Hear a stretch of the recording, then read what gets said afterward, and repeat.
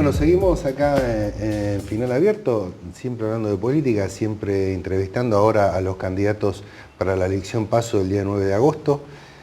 Nos visita Lucas Incico, ¿cómo estás? Un gusto por haber aceptado esta invitación. Gracias por estar aquí con nosotros. ¿Qué tal? Muy buenas tardes. No, al contrario, el agradecido soy yo por la invitación. Lucas es segundo candidato detrás de Anita Martínez a la lista de diputado nacional de la provincia de Santa Fe por el PRO. Me decías fuera de cámara que además de Mauricio Macri, que va a traicionar esa boleta, también Elisa Carrió, porque van a estar con las dos boletas, digamos, con las dos opciones. ¿Es así? Así es. Nosotros integramos la alianza electoral Cambiemos, que en el orden nacional lleva 3 precandidatos a presidente. Uno es Mauricio Macri, que es nuestro candidato, digamos, porque somos del PRO. Está Lilita Carrió y está Ernesto Sanz. Nosotros en la provincia de Santa Fe, a nuestras 3 categorías provinciales, les vamos a adherir la boleta presidencial de Mauricio Macri con la del parlamentario de Mercosur de orden nacional, que es Mariano Zubik, y también la de Lilita Carrió. Así vamos a ir con las 2 boletas. ¿Lilita Carrió tiene un parlamentario de coalición cívica o no? ¿O es el parlamentario es el mismo, es Mariano Zubik, okay, para las 3 listas de Cambiemos. Ok. Y Sanz no, por ese acuerdo que hubo un poco con el Frente Progresista de no colisionar y bueno. Entiendo que sí, como los radicales dentro de la provincia de Santa Fe van con el Frente Progresista nuevamente, sí. Sanz no nos ha permitido adherir a su boleta, en un gesto hacia sus correligionarios, ¿no? Claro, ahí hubo una especie de empate para no colisionar tan fuerte. Por eso nosotros de los 3 candidatos 3 precandidatos a presidente que lleva la alianza Cambiemos, vamos con 2. Ahora, yo pienso, el PRO quedó de una elección que tenía casi ganada, la perdió por un pelo. Digo, esto un poco le cambia los planes, los impacta, supongo que los impactó, obvio, pero era una noticia que no estaba esperada, ¿no? Digamos. Mira, las elecciones nunca están ganadas. Nunca están ganadas hasta que se cuente el último voto. A nosotros lo que nos hubiese gustado es contar el último voto. Digamos, de ahí que desde el primer momento hicimos ese planteo ante la paridad tan ajustada de las 3 fuerzas políticas, con una serie de desprolijidades, digamos, que se venían ya anunciando y que venían sucediendo desde el mes de abril, ¿no? Desde antes, incluso de las PASO. Lamentablemente en la provincia de Santa Fe no pudimos culminar 2 escrutinios provisorios consecutivos, ¿no? El 19 de abril quedaron 800 y pico de mesas afuera, el 14 de junio quedaron 347 mesas afuera.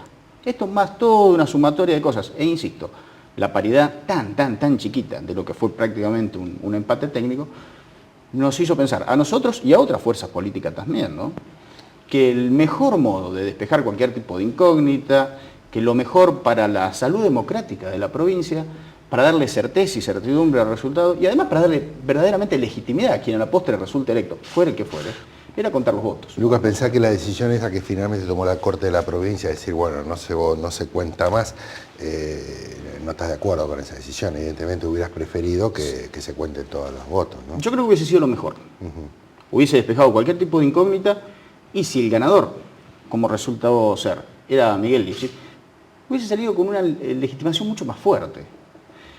La decisión no fue de la Corte, fue del Tribunal Electoral. Perdón, del Tribunal Electoral, sí. Que lo preside también el mismo presidente de la Corte, ¿no? Ahí está la confusión. En realidad, lo que resolvió el Tribunal Electoral fue adoptar un criterio mucho más amplio y mucho más flexible que el que se utiliza normalmente en los escrutinios, ¿no?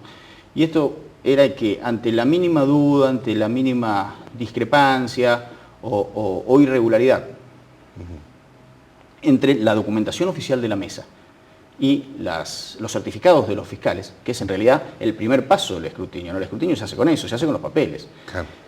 Cuando surgiera una mínima inconsistencia, una mínima duda que dé una sospecha razonable, permitía la apertura de las urnas. Nosotros aceptamos ese criterio porque nos parecía atendible, nos parecía que era razonable, que iba a llevar a buen puerto, pero después en la práctica nos encontramos con que era muy difícil acceder a la apertura de urnas. Claro, había una cerrazón ante cada planteo, digamos. Claro. Exactamente. De hecho, de las 7.628 urnas que se escrutaron en la provincia, se abrieron 540 y algo nada más, sí, ¿no? Menos del 10%. Un porcentaje bajito. Carrió tuvo hace pocos días en la ciudad de Rosario y dijo declaraciones explosivas como suele ser, y ya había dicho, le hicieron trampa al PRO, le hicieron trampa a Miguel del Cel, ahora vinculó a Antonio Bonfatti con supuesta connivencia con los narcos, digamos. Es también candidato a presidente de tu espacio. ¿Cómo valora esas declaraciones? Bueno, Elisa Carrió siempre se ha destacado por sus declaraciones, y más en época de campaña, un poco, un poco de pólvora, ¿no? Un poco picante. Pero desde ya, digamos, me parece muy respetable todo lo que ha dicho. Yo no, volviendo al tema de la elección, ella dice, le hicieron trampa del CEL. Yo no me animaría a decir le hicieron trampa, pero insisto con esto, hubo irregularidades, hubo desprolijidades que me parece que se tenía que haber manejado de otro modo. Nosotros como dirigentes políticos les debemos a la sociedad y a quienes aspiramos a representar otro tipo de comportamientos, otro tipo de conductas, otro tipo de actitudes. Por eso me parecía que lo más sano era abrir las urnas y decir, la decisión de la gente está acá adentro. El PRO en Santa Fe emergió explosivamente con la figura de Miguel del Cel en los últimos años. Ahora que Miguel no va a estar en la boleta, ¿hay una reflexión distinta respecto de cómo buscar esos votos? Bueno, va a estar Mauricio Macri, va a estar Carlos Reutemann, no es que no va a haber figuras conocidas, pero ¿cómo se imaginan este nuevo momento? Mira, nosotros empezamos con el PRO cuando en realidad ni se llamaba PRO, que se llamaba Compromiso para el Cambio, allá por el año 2005, yo fui miembro fundador. Y arrancamos muy despacito, siempre bajo la conducción y el liderazgo de Mauricio Macri, cuando en ese entonces era solamente presidente de Boca. Y así empezamos.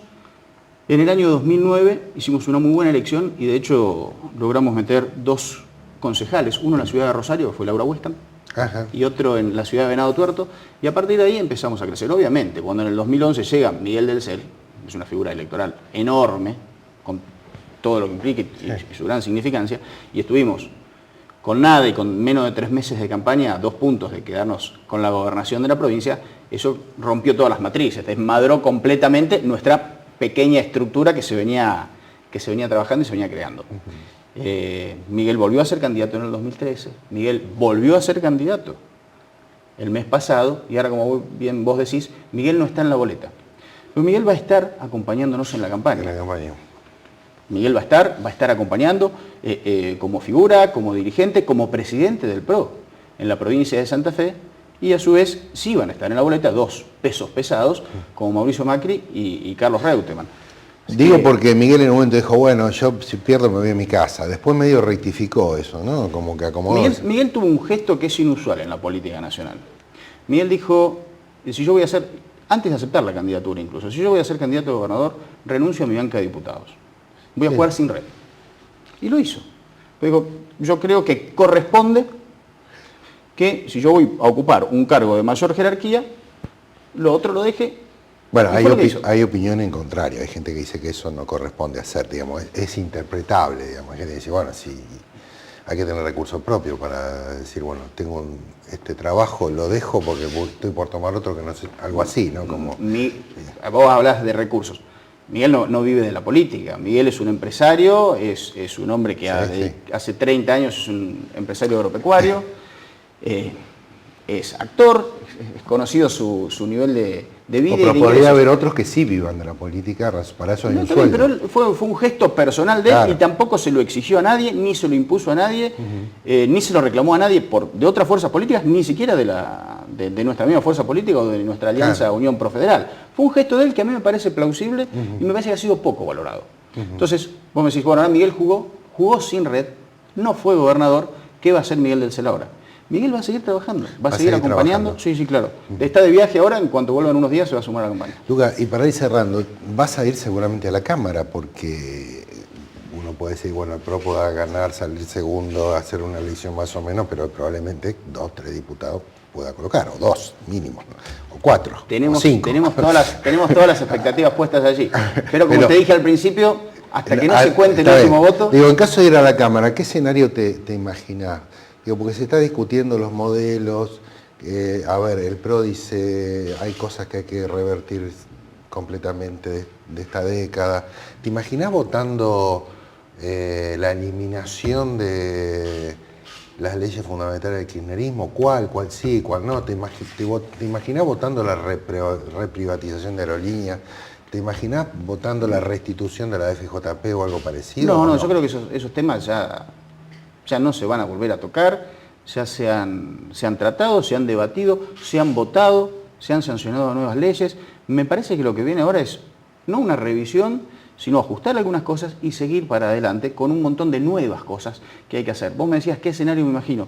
Yo me imagino un escenario mejor, un escenario más democrático, un escenario con un juego de distintas fuerzas políticas que le va a hacer bien a la Argentina. Sea Macri presidente, sea Daniel Scioli presidente, me parece que el Congreso va a asumir un rol mucho más importante y más fuerte, ¿no? en esto del juego republicano de los controles de poderes que el que vienen teniendo hasta ahora. Me parece que pasa por ahí. Muchas gracias, Lucas, por estar con nosotros.